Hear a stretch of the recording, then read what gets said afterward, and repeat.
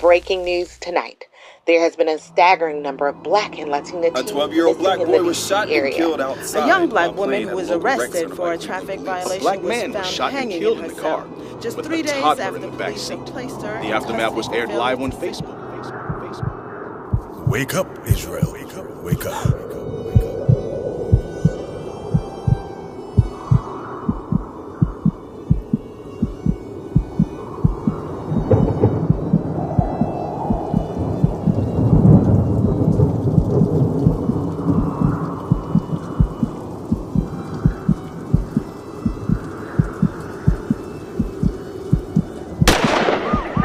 Wake up, Israel. Wake up.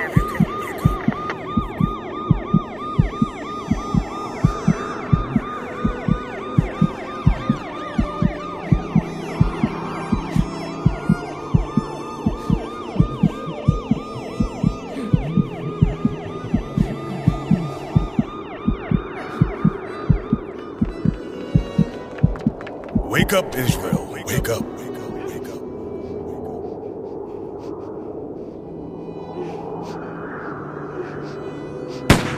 Wake up, Israel. Wake up.